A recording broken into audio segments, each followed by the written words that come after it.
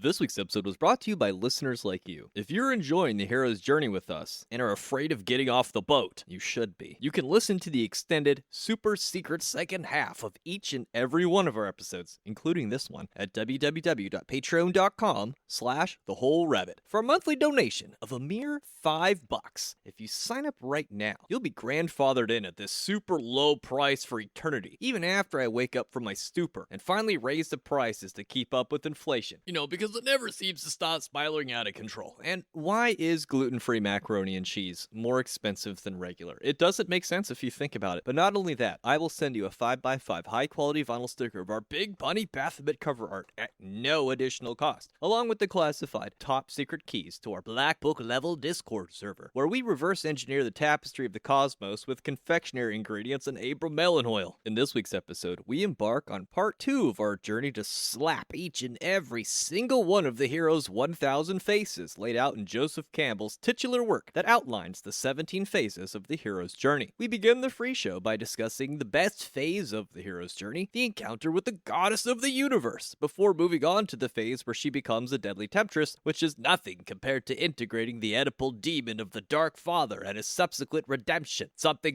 where did my foreskin go? In the extended show, we discuss the 10th stage, Apotheosis, and that takes the entire rest of the extended episode because, frankly, somebody has to geek out about this stuff. Thank you, and enjoy the show.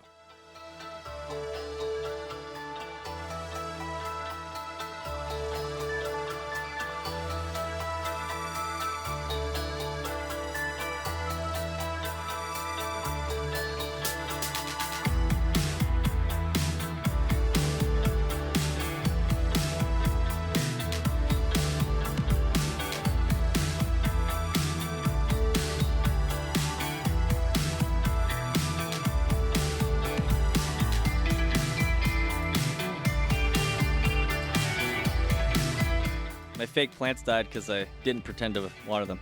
What? Lame. When I was younger, I was obsessed with being around women who saved people's lives. I was a heroin addict.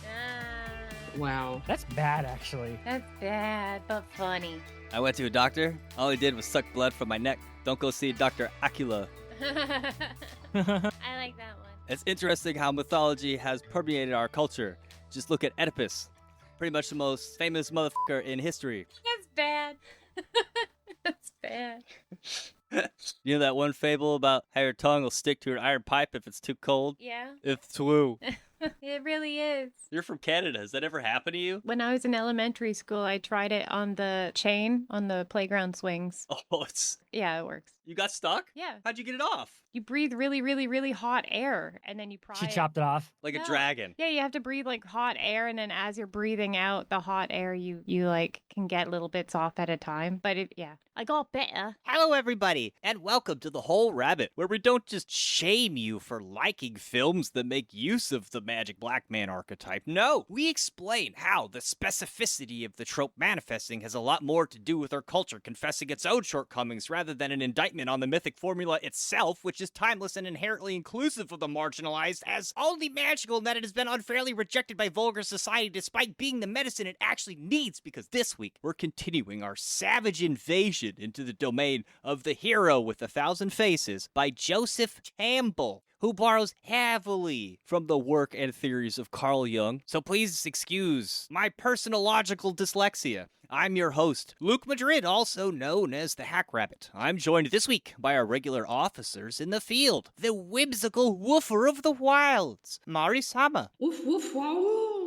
The unicorn bathing in alphabet soup, Heka Astra. Hello, it's tomatoey in here. You seem like an alphabet soup girl to me. I used to like alphabet soup. And the animal one, too. Zoodles, I think it was called. I don't even know what that is. What? Maybe they don't have it here. Heinz makes a zoodles.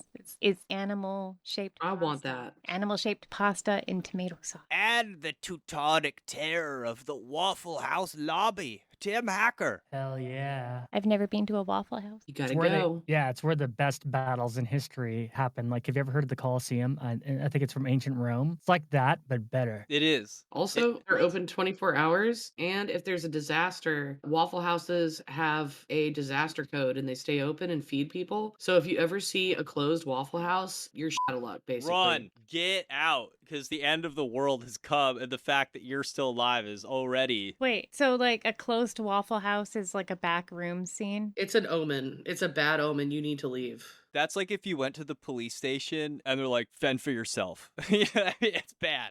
Like if you go to the hospital, they point a gun at you and say you can't come in. That's the level you're at. If you see a closed Waffle House, like Over. there's a part of my heart that bleeds when I study this material because it feels like so much of the hero's journey and the collective unconscious and archetypes and how they all fit together has been sort of like repackaged and watered down and in sort of a naive way. For instance, if you have a hero that rebels against the patriarchy, etc., that's like only half the formula. And then like if you only follow half the formula, you end up being just as evil as the patriarch you replaced, but now patriarch has lipstick and heels. Their haircuts changed, but the hero's journey remains timeless. Like, even the denial itself is built into the formula. I guess what I'm saying is, no matter how postmodern you get and how much you try to deconstruct the myth, it's like impervious to it. Like, the hero's myth is almost like built into our soul. Nature always wins, no matter what. Life finds a way. I get that reference. And I guess, regardless of what culture you're from, what the dominant race is, or even like what specific ideas about gender or sex, the hero's journey still applies. It doesn't favor a specific group or a specific hegemonic thing. Or even a certain kind of person. So that's why my heart bleeds. I wish they would teach this to all the little kiddos. You know what I mean? I wish. But I understand why people kind of push this material away because for better or for worse, the more you study the hero's journey, you come pretty quickly upon your own humiliating, ugly shortcomings. And then when you learn about the hero's journey, it's not like how you're taught in an 80s action movie where like the hero gets the girl and the bad guy's vanquished and everything's good from then on. Like there's a lot of self-sacrifice. There's a lot of failure. And it's like that thing in magic where people, they get seduced into learning magic only to learn that magic is about becoming a better person. Like it's not about throwing fireballs. It's like the opposite. So the hero's journey, I feel, is like that. It like tricks you into like, I want to be a hero. And then the first thing of being a hero is like, oh yeah, you like being a hero? How about I stick all my fingers in all your wounds, you little bitch? It's like, ow, I don't want to be a hero anymore. I don't like Carl Jung anymore. I don't like Joseph Campbell. And that's my point. You go through all this hard work. And for what? To realize, despite all the enemies you may face in your life, you were always the worst of them. It's no wonder the hero refuses the call. After the novelty is worn off, one begins to suspect there's nothing that could make the hero's journey worth it. But they would be wrong. Because now we arrive at stage 7. The best part, obviously. Oh, and you know something about this. Stage 7 is meeting with the goddess. So basically, the seeker encounters something that restores beauty, meaning, or emotional connection to the journey. Not literally meeting a goddess, though that's possible, I guess, such in somebody's case. This may be a romantic relationship, a compassionate spiritual figure, an experience of divine love, a connection with nature, or the discovery of a creative purpose. Joseph Campbell says specifically, The ultimate adventure, when all the barriers and ogres have been overcome, is commonly represented as a mystical marriage of the triumphant hero soul with the queen goddess of the world. This is the crisis at the nadir, the zenith, or at the utmost edge of the earth, at the central point of the cosmos, in the tabernacle of the temple, or within the darkness of the deepest chamber of the heart. After the fear and isolation of the previous stages, this experience reminds the seeker that the unknown is not necessarily hostile, and that awakening may involve love rather than constant warfare, unfortunately. The encounter is imagined as a sacred union. The hero is not conquering the goddess. He is united with her. This is the point at which the soul meets the cosmic feminine principle that holds both the nourishing and the dangerous aspects of existence. Oh, myrrh. Bow wow, chicka bow wow. so this is like when the hero does get the girl. And usually the hero does get a girl, right? In the story, something like that. The important thing is it's not just a girl. She's symbolic of the girl, the goddess. Well, it doesn't even have to be a person, though. It can be like an experience that's symbolic of that. Or Yes. it It could even be the ocean. I mean, the ocean is also nourishing and dangerous. In a large Feminine. woman. Yeah. It really could be anything. Salty. But it's coming into contact with the ideal, the thing that is wanted. You said coming. I did. It's the get part of the journey. You get something. Put a coin in the jar, dude. You get the most precious thing. Get it. In the tantric books of medieval and modern India, the abode of the goddess is called Mani Dvipa, the island of jewels. Her couch and throne is there, in a grove of wish-fulfilling trees. The beaches of the isle are of golden sands. They are laved with the still waters of the ocean, of the nectar of immortality. The goddess is red with the fire of life. The earth, the solar system, the galaxies of far-extending space, all swell within her womb. For she is the world creatrix, ever mother, ever virgin. She encompasses the encompassing, nourishes the nourishing, and is the life of everything that lives. She is also the death of everything that dies. The whole round of existence is accomplished within her sway, from birth through adolescence, maturity, and senescence to the grave. She is the womb and the tomb, the sow that eats her pharaoh. Thus she unites the good and the bad, exhibiting the two modes of the remembered mother, not as personal only, but as universal. The devotee is expected to contemplate the two with equal equanimity. Through this exercise, his spirit is purged of its infantile, inappropriate sentimentalities and resentments, and his mind opened to the inscrutable presence which exists not primarily as good and bad, with respect to his childlike human convenience, his weal and woe, but as the law and image of the nature of being. You know what this reminds me of? What? In parallel to Cometicism, it is very much Hathor. Oh. Yeah, I could see that. Because she's the protector and the murderer, the all-consuming mother. And the various aspects of her are often considered like a bad aspect. For example, a bad aspect of Hathor would be Sekhmet, which anyone can view as being like scary and adversarial and dangerous, right? Rare. But in the stories, you see that when Sekhmet becomes drunk, she converts back to being Hathor. So she is an aspect of Hathor. And Hathor is also envisioned as being like the house of Horus, which is very womb-like, all-encompassing. Well, I like that the goddess's throne is a couch. It's very feminine, like just chilling on the couch. Gotta lay down. You know, when you say couch, I just imagine like a cow print couch. It's the couch. I Or like a sofa. whenever you read about Romans and Greeks, like they never just sit. They're always like on a couch. They're like, they can't, lounging out luxuriously. like they can't just sit at a table and eat. They have to be like half horizontal, shoving the macaroni in their face, you know, like There's actually a specific name for that pose, too.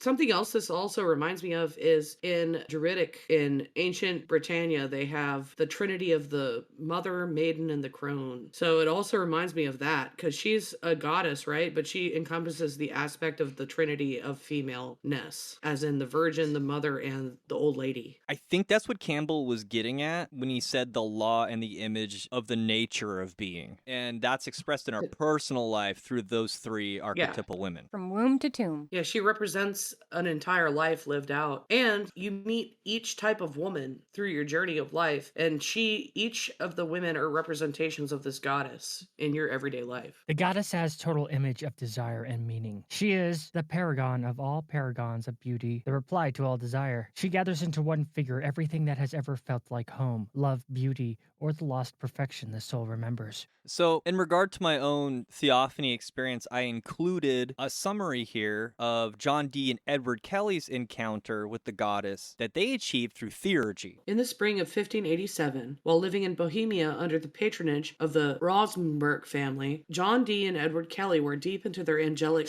actions. This was the same turbulent period that produced the infamous wife-sharing commandment delivered through the spirit Madimi. Amid that intensity, on or about the 23rd of May, 1587, Kelly scried a different feminine figure, majestic, golden, and paradoxical, whom the record calls the Daughter of Fortitude. She appeared clothed in beaten gold, a crystal cross on her forehead, neck and breasts bare, a long golden pendant hanging from her girdle. Her speech is one of the most densely paradoxical and emotionally charged passages in the entire D. Kelly corpus. She declares herself both ravished and virgin virgin, harlot and pure, the dwelling place of understanding and science, desired by the heavens yet almost never embraced by earthly men. She promises that those who properly receive her will be enriched, protected, and given sons of comfort. At the climax of the longer version, she explicitly names herself, quote, "For I am the daughter of comfort," unquote. Earlier in the same sequence of actions, the spirits instruct the two men that if they return and receive the book properly, quote, "I will lie with you for a while, and you shall perceive that I am sweet and full of comfort," unquote. Dee notes that he read the material over, quote, "to our great comfort," unquote. So in so much as dream is personalized myth and myth is depersonalized dream, theurgy would be like a direct phone call to that domain of myth and like dialing it up directly. And when they dialed up the goddess directly, it told them, if you seek me, you'll find me. And in her presence was utter comfort. And so there's this idea that the journey is worth it. And the thing you wish to attain is attainable if only you would go and get it.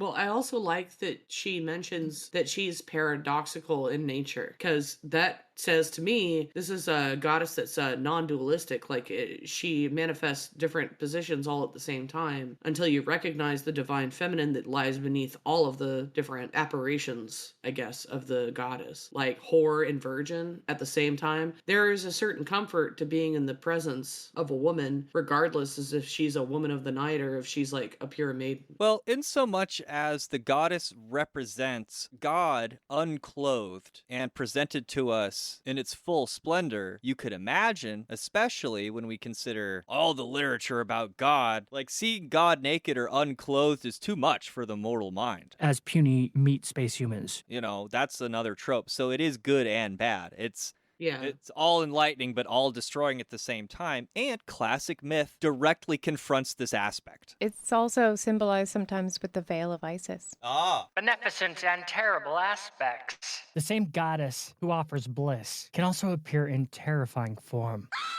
Campbell uses the myth of Actaeon and Diana. The hunter who stumbles upon the naked goddess is transformed into a stag and torn apart by his own dogs. The encounter is never merely sentimental. It carries the full power of the life force, which includes both gift and destruction. Does anyone remember the story of Actaeon? Yeah. It's one of the most popular stories in like the ancient Roman world. Well, if not, I've got a refresher for you. Actaeon, grandson of Cadmus and master of the hunt, was ranging the wooded slopes of Cytherion with his pack when he strayed into a high shaded grotto sacred to Diana. There the goddess, weary from the chase, had laid aside her bow and quiver and stood naked in a clear pool surrounded by her nymphs. He saw her.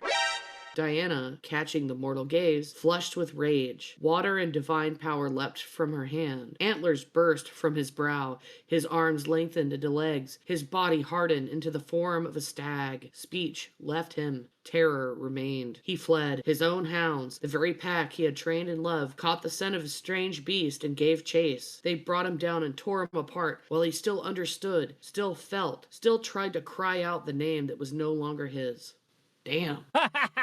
The Universal Mother. The figure inputs to the entire cosmos the attributes of the first nourishing and protecting presence. The adult's relationship to the material and spiritual world echoes the child's relationship to the mother. Meeting the goddess is therefore a reconnection with the living ground of existence itself. Meaning, you're always marrying your mom. No!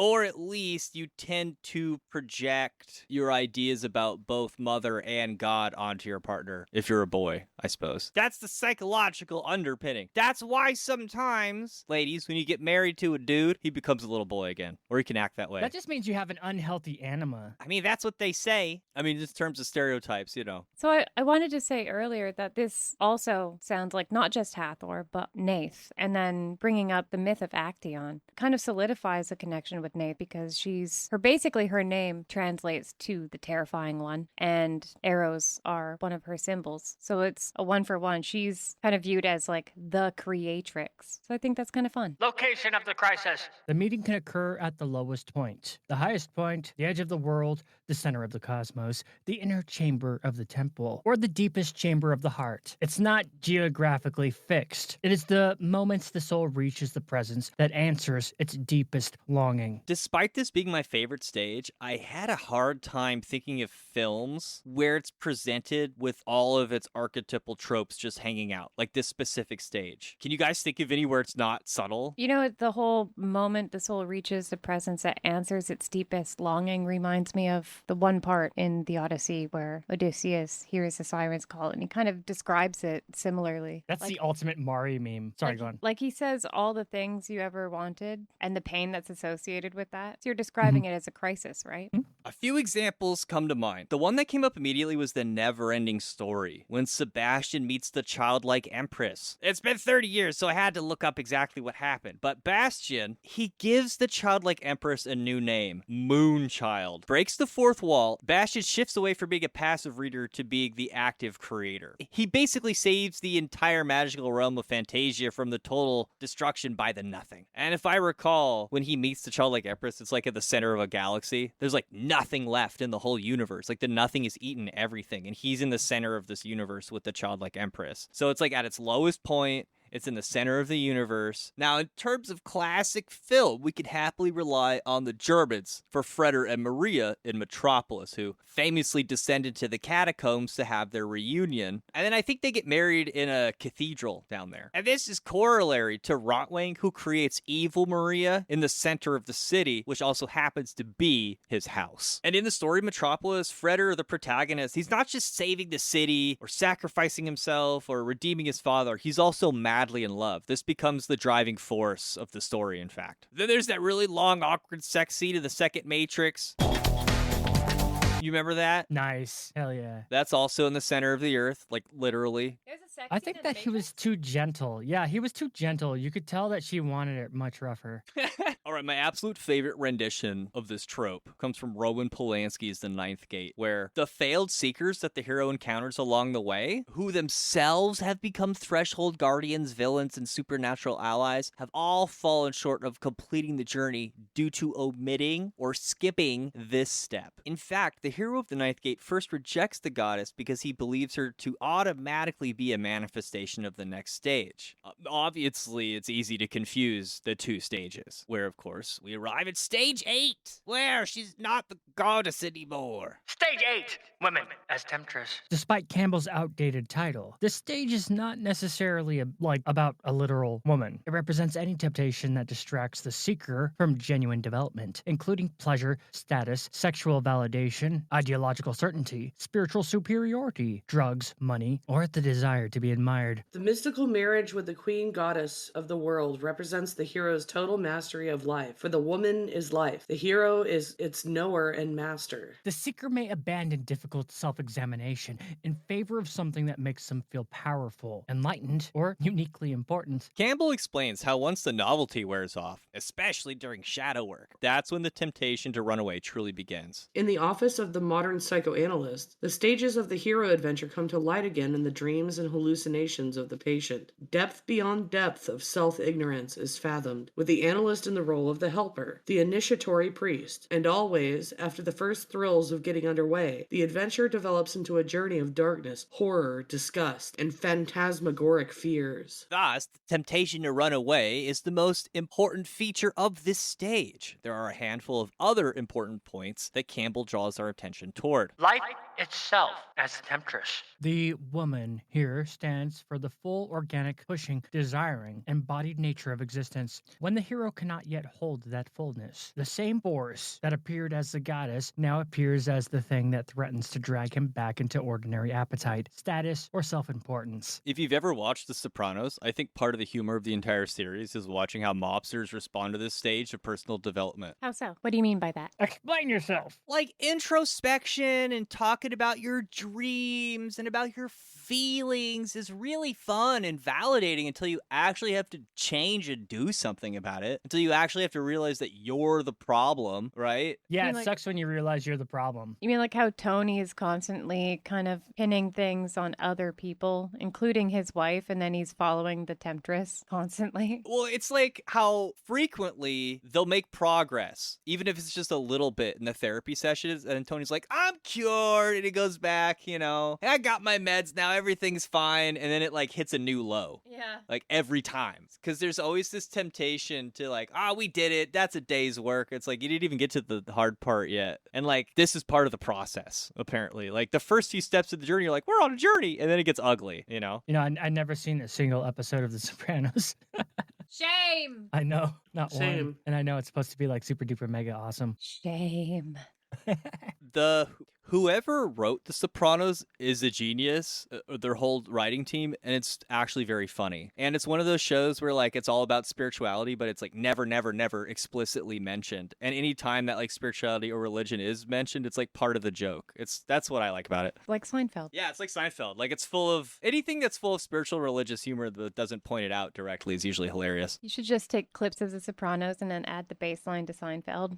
Restricted consciousness. Campbell is clear that the problem is not in the world or in women. It is in the hero's still limited capacity. Quote, every failure to cope with a life situation must be laid, in the end, to a restriction of consciousness. End quote. So wars, temper tantrums, and regrets are the makeshifts of that restriction. Isn't that what you say, Tim? Like all cruelty is ultimately weakness? Yes, and in the seeds of hatred, there is love. I think that's the wisdom you need to get through this particular stage. So Campbell invokes Oedipus in reference to the revulsive side of the goddess. He says, quote, generally we refuse to admit within ourselves, or within our friends, the fullness of that pushing, self-protective, malodorous, carnivorous, lecherous fever, which is the very nature of the organic cell. Rather, we tend to perfume, whitewash, and reinterpret, where this Oedipus Hamlet revulsion remains to beset the soul. There the world, the body, and woman above all, become the symbols no longer of victory, but of defeat.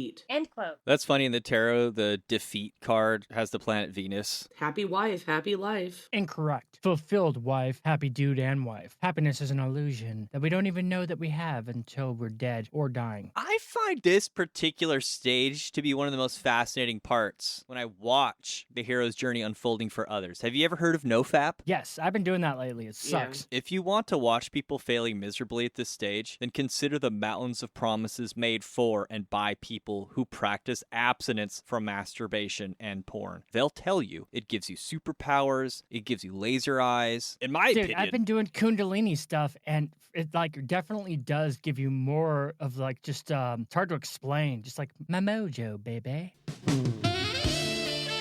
Like, it's just something that's in you that is hard to put into words, but it is real. not that you are one. Let's say you were a fledgling magician. You would want to learn every possible thing you could about this energy. So it is good to do NoFap and to learn about it and to push yourself and to test the limits. So I'm in no way faulting anyone for doing that. I do it myself. But when you get to the laser eyes and the superpowers, that comes off as being like medieval and mythic, like and even an infantilized interpretation of this stage. Like It's going to be subjective no matter what. Correct me if I'm wrong, but even the rejection of that in itself is dividing and keeps you separate from it. So because you still come back on this like good and bad aspect of the goddess or divine feminine principle, which you're either rejecting or accepting, and you're splitting it into two dualities, saying this is acceptable and this is not acceptable, and not integrating with the one that you find not acceptable. And for me, this seems like it's in line with something that's said in the book of the law. What? So this is the creation of the world, that the pain of division is as nothing, and the joy of dissolution all. I'm not a Thelemite, but I agree with what you said, because like I find that aspect of like the polarization that people have concerning NoFap and all that to be pretty cringe, because no matter what, as a guy, that nut is coming out if it builds up too much.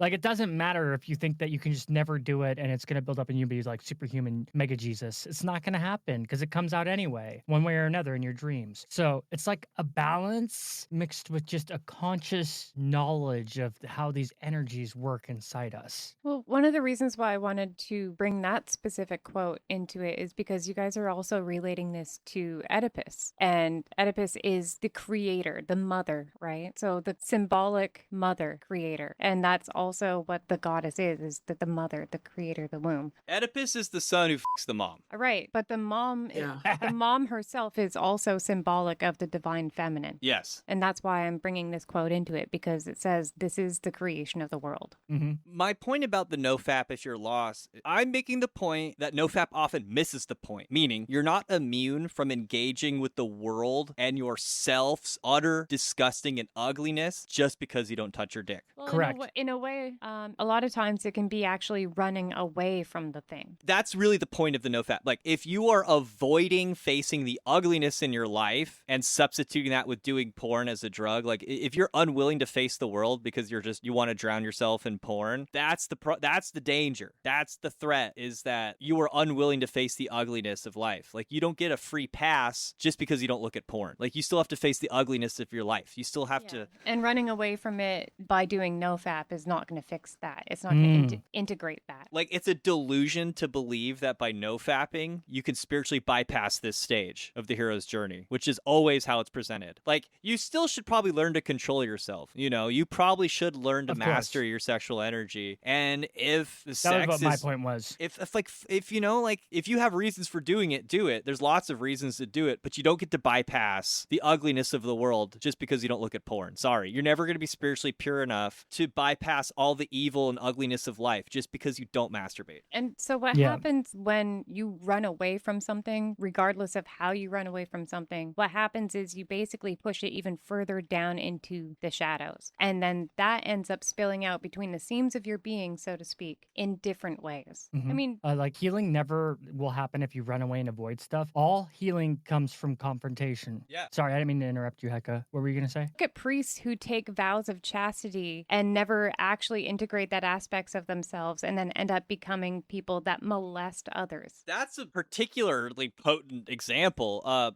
Campbell hints at this. He says, Not even monastery walls, however, not even the remoteness of the desert, can defend against the female presences. For as long as the hermit's flesh clings to his bones and pulses warm, the images of life are alert to storm his mind. Saint Anthony, practicing his austerities in the Egyptian Thebaid, was troubled by voluptuous hallucinations perpetrated by female devils, attracted to his magnetic solitude.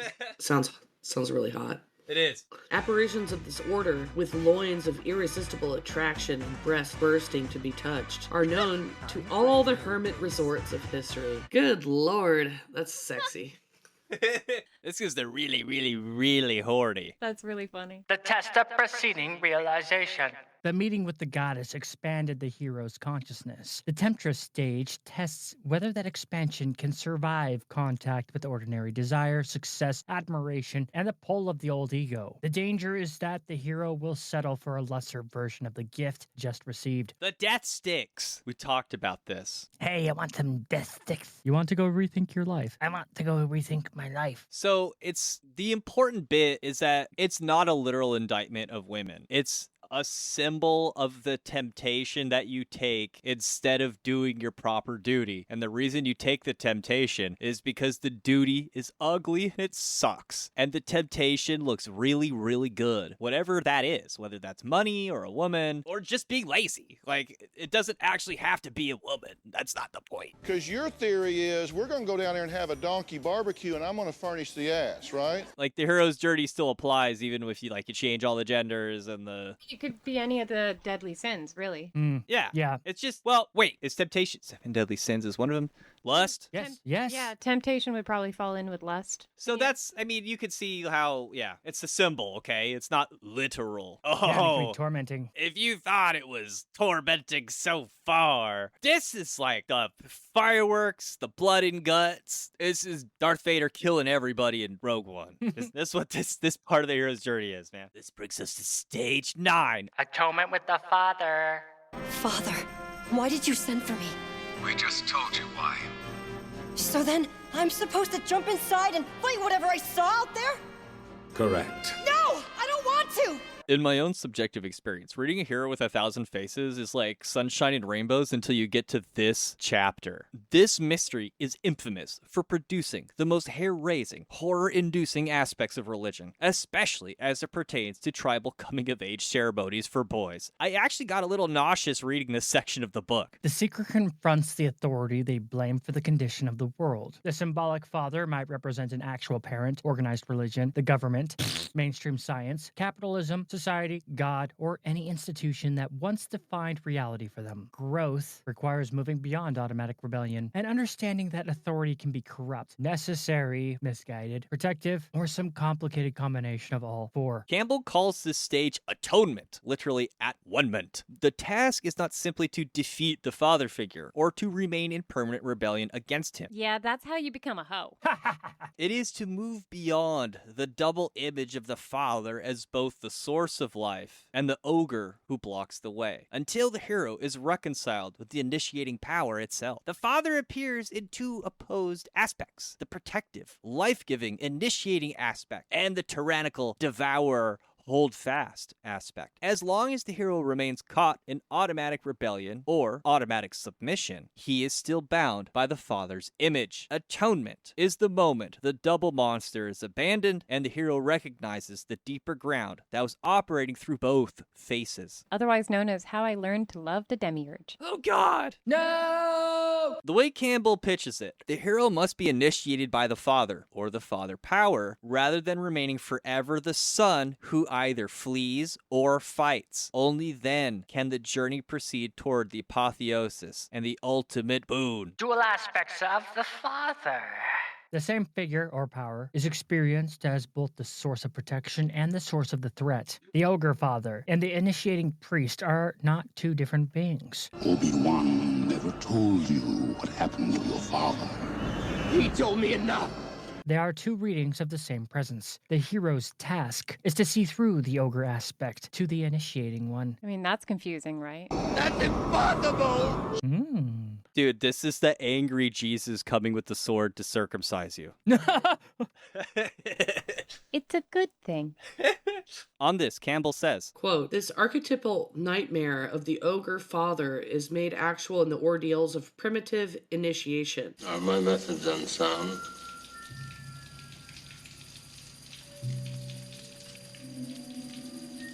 I don't see any method at all.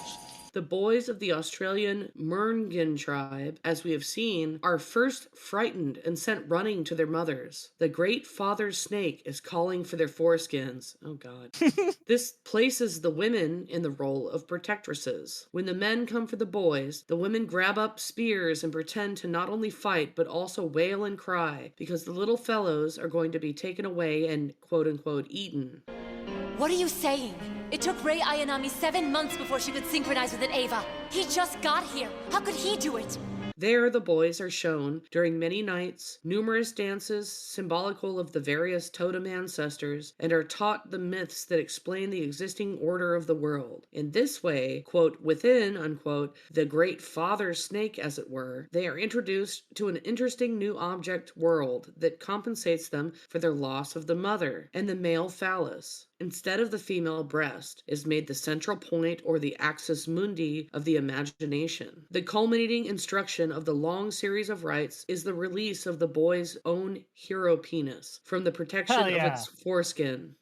Through the frightening the culminating instruction of the long series of rites is the release of the boy's own hero penis from the protection of its foreskin, through the frightening and painful attack upon it of the circumciser, unquote. Whoa.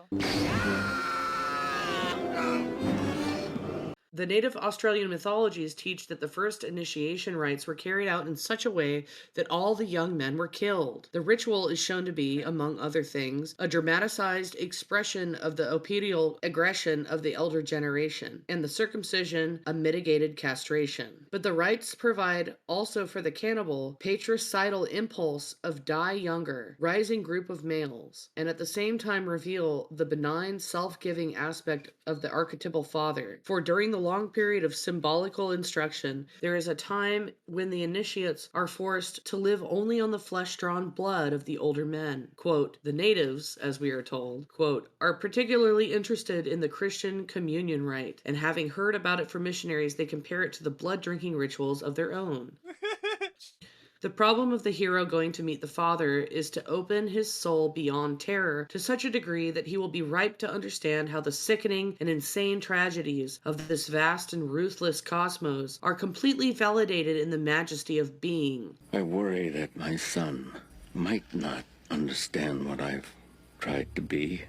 And if I were to be killed in Willard, I would want someone to go to my home and tell my son everything. Everything I did, everything you saw, because there's nothing that I detest more than the stench of lies.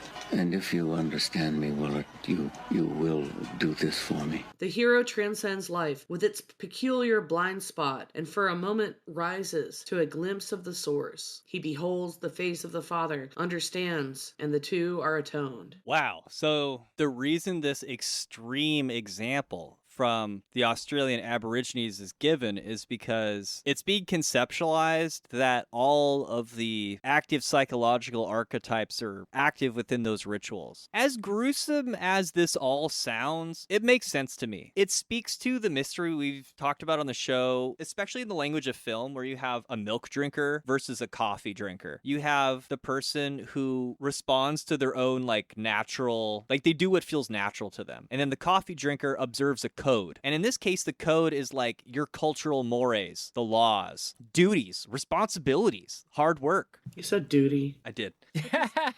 Which is what happens when you become an adult, right? This is highly symbolic of, the whole snake shedding its skin being related to circumcision thing. This is symbolic of being the shedding of the childhood protection and becoming an adult. Yes. Standing alone, standing solo like an upright phallus without a foreskin. Yeah, with no armor. Like it mentions, the foreskin is like a protective armor. It's like having your parents, or as they allude to in the text, the mother shielding you. So a mama's boy is not a good way to live out your adult life. That's what it's trying to teach these boys, to stand without the shielding of another person, is that they in turn will shield those people from harm, right? Heroic penis. This is also, since it is atonement of the Father, this also relates to, the standing as a solo individual in your own coming into fatherdom yourself, right? As a father. Yeah, it's a separation. So it's becoming a peer with your father at the end. When Yes. they atone, you become peers instead of father and son. You do not yet realize your importance. You have only begun to discover your power. Join me, and I will complete your training. With our combined strength, we can end this destructive conflict and bring order to the galaxy. I'll never join you! So in Robert Anton Wilson's stages, where would this land? Because this is part of individuation, is it not? Yes, it is. Yeah. He would probably relate it to the Fourth Circuit for parenting and morals. Two of my favorite films ever. This is the bread and butter point of the whole film. You have Star Wars and Apocalypse Now. They do really good work showing the blood and guts and the nuance of this particular stage. One image I have here in the notes is, of course, the scene from Episode 5 when Luke is sent into the visionary cave. On Dagobah. Yeah, Yoda tries to send him without his sword. He's like, I'm gonna take my stupid sword anyway. You know what I mean? And he ends up fighting a shadow of Darth Vader. And when he cuts off Vader's head, you see Mark Hamill, or the protagonist's head, inside of the... It's Luke's face inside of Darth Vader's helmet. But think about how stark that is with the imagery we've already been looking at in terms of circumcision. You have the head, and it's encased in this protective parenting armor. The helmet has been cut off. And then it's been cut away as part of his initiation. And it's this painful, awful thing. And symbolically showing his face in there, it shows him becoming a peer of the Father. Yeah, he's now, oh, you are Darth Vader. You are the Father. You are the Dark One. Oh, no! Pain is the birth of wisdom. And why does Yoda tell him he doesn't need to bring a sword? Because at that point, he's not just to fight Dad. He's already proven that he can fight Dad. Yeah, because the Father is is the protector and the threat, not just the threat. And it's the protector aspect of it that obviously Luke needs to work on, right? Yeah, Luke Madrid, not Luke Skywalker. No! It's getting too real. Because Luke does fight and defeat his father. He does. Anyway. Right, but he's also being a protector in doing so. Yeah. So you could argue whether or not he's harmonized that or not. If only he could have done it consciously. Which he did not. Womp, womp, womp. Okay, so why would Yoda tell him not to bring the sword into the cave? This is how Campbell explains it. A true warrior has no enemies. That's kind of what Ice Cube says. It's a paradox. Do I It's have a to read something? It's a paradox that's true. Initiation rather than victory or defeat. Unlike a simple combat, atonement is a transformation of relationship. The hero does not destroy the father power. He is brought into right relation with it. In many myths, this appears as recognition, forgiveness, shared knowledge, or the transfer of the father's authority and blessing. The terrifying face and its resolution. Campbell spends considerable time on the wrathful aspect, illustrated by Jonathan Edwards' famous sermon imagery of the sinner held over the pit by the mere pleasure of an angry God. The resolution is not the denial of that power, but the second birth that replaces the hero in a new relationship to it, the mercy or insight that resolves pure terror. And this expands to the cosmic dimension. In the broader mythological reading, the father is not only a personal or institutional figure, he is the active, ordering, sometimes destructive aspect of the divine ground itself. Atonement, therefore, has a metaphysical register. The hero becomes capable of standing in the presence of that power without being destroyed by it or defined solely against it. Holy So at the end of Apocalypse Now, is Kurtz like his dad? Is Kurtz the devil? Yes. The answer is yes. and Nick. yes. Kind of seems like the judgment of Raw, you know. Yep. Horror has a face, and we tend to project our horror of the world onto the father, Just mythologically, like spiritually. dudes with like unhealthy anima projected onto women. Yeah. Well, I mean, to play devil's advocate against myself as a Gnostic, like, this is the stage, like, the demiurge hating Gnostic has a real problem with. Mm-hmm. Is on some level they suspect that the creator is not redeemable as a liar and a murderer from the beginning, right? And so I think the Gnostic has like a particular relationship with this stage, which might be why I like these intense movies so much that deal with this stage. I honestly don't think it can be topped. Apocalypse Now, like, I don't think it can be topped. It feels good even if we don't like it or consciously know that it feels good. And that's one thing I love about studying this material. I think if you are really drawn to any mythology, any fiction, it's for a good reason. It's for a reason that your soul needs to know. Like, it's okay if you like My Little Pony a little too much. You know what I mean? It's Weirdo. okay. I mean, it's not my thing, but I mean, maybe reflect on why you like it. So maybe much. do some reflecting.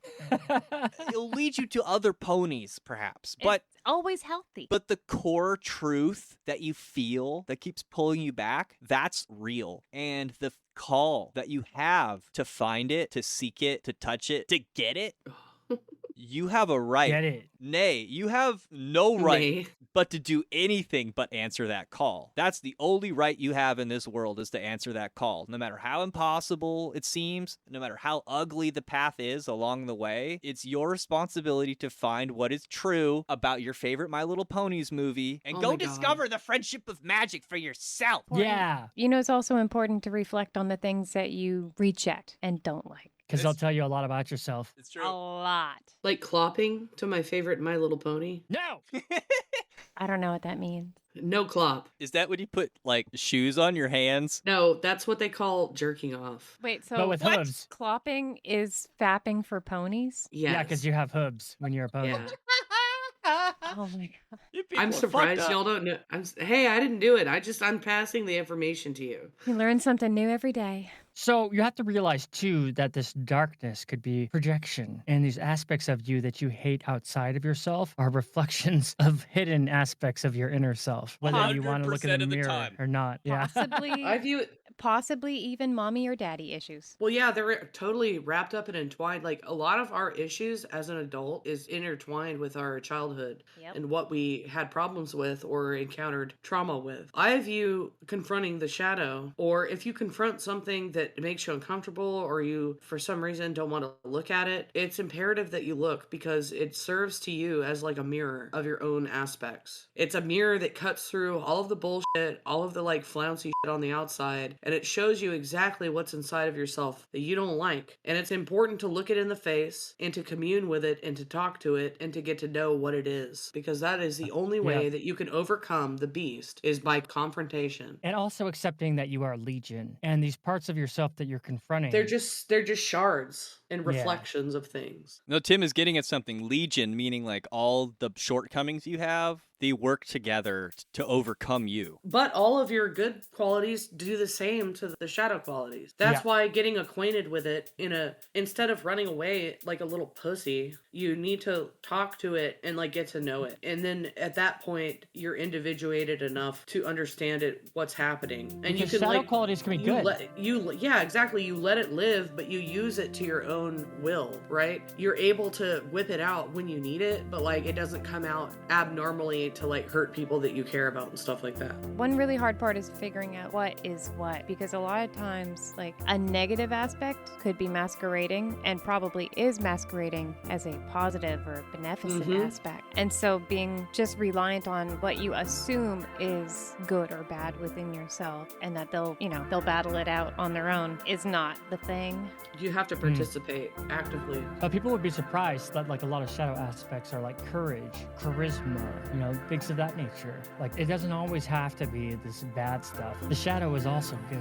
Yeah. That's where the hidden power is. But if you'd like to hear more about this hidden power, the next stage is Apotheosis, kind of a big one. Then please visit www.patreon.com/thewholerabbit, where your monthly donation of just $5 will get you past the threshold to the Sacred Wisdom. It's like 7 years long and stuff. It's definitely underpriced. Please consider checking it out. It's a lot of episodes. You get like double the length of the episodes because the extended side of all of them. It's like one Starbucks coffee a month. It's not that much money.